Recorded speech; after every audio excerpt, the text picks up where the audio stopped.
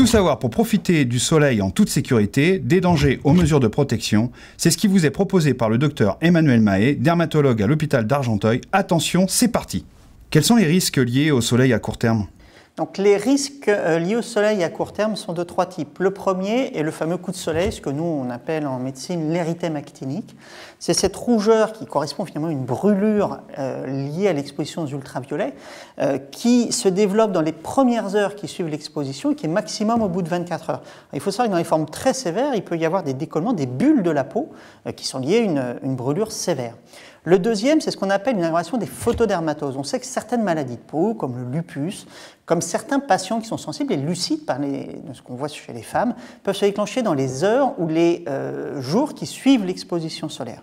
Le troisième événement que l'on observe finalement assez fréquemment, c'est une sorte d'immunodépression, une fragilité vis-à-vis des infections qui est liée directement aux UV. Et c'est ce qui va expliquer l'herpès que l'on peut observer, le bouquet d'herpès qu'on peut observer quand on va au ski, par exemple, dans les premiers jours qui suivent, mais aussi les impétigos, qui sont des infections bactériennes qu'on observe plus fréquemment chez les enfants au retour de vacances.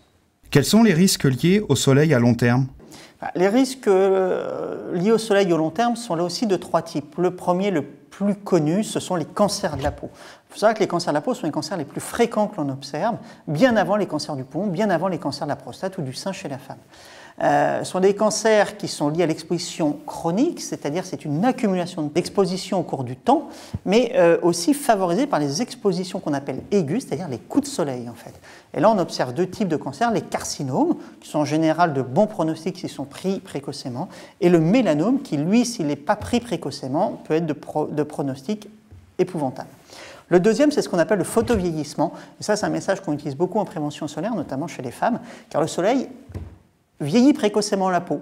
C'est-à-dire qu'une femme de 40 ans qui va s'exposer massivement va avoir la peau d'une femme de 60 ans.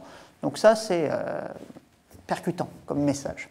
Le troisième, c'est l'aggravation de certaines dermatoses au long terme.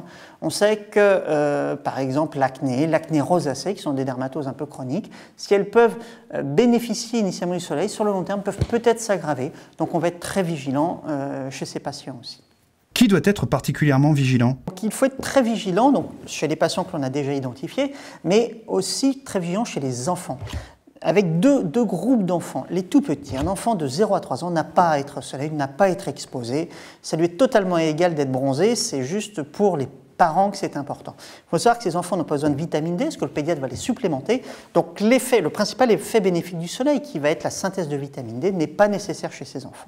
Cette vigilance doit être vraie chez tous les enfants, car il faut savoir que ce sont les coups de soleil dans l'enfance, de 0 à 18 ans, qui vont être le principal facteur de développer des mélanomes.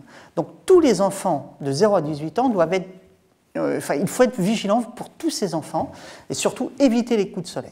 La deuxième population chez qui il faut être très vigilant aussi, ce sont les gens, ce qu'on appelle nous un phototype clair. Les gens qui ont la peau claire, la peau laiteuse, les blonds aux yeux bleus, les roux.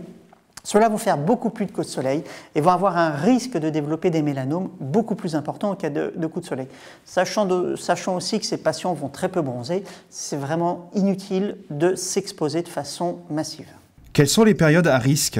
Les périodes à risque liées aux ultraviolets plus qu'au soleil sont le printemps et l'été. Il faut comprendre que le risque solaire est maximum au 20 juin, quand le soleil est à son zénith.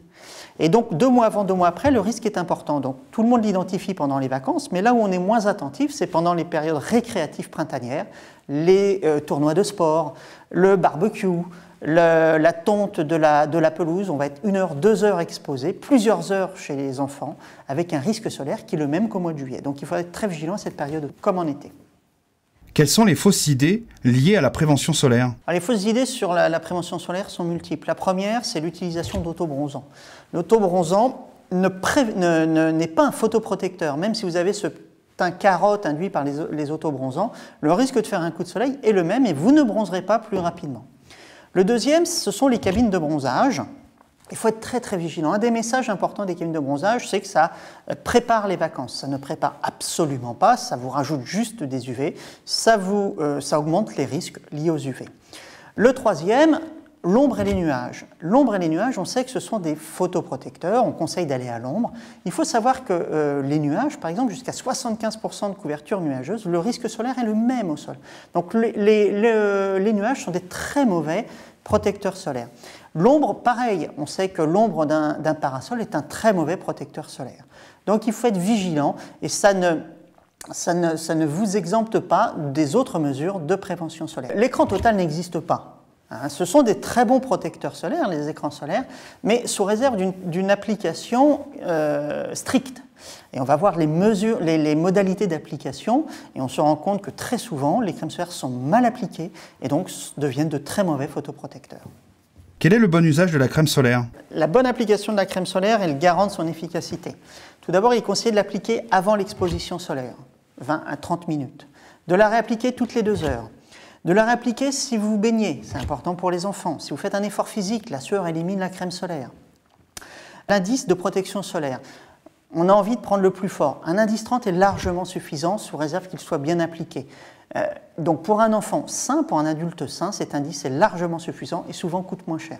Juste un petit conseil, prenez des grands formats qui vous coûteront beaucoup moins cher que des petits formats. En résumé, attention au soleil, l'exposition peut provoquer des brûlures sévères et à long terme des cancers de la peau. Évitez l'exposition des enfants de moins de 3 ans, évitez les cabines de bronzage, méfiez-vous des nuages et des heures chaudes de midi à 16h. Enfin, préférez l'ombre, couvrez-vous, chapeau et lunettes de soleil et surtout appliquez correctement votre crème solaire.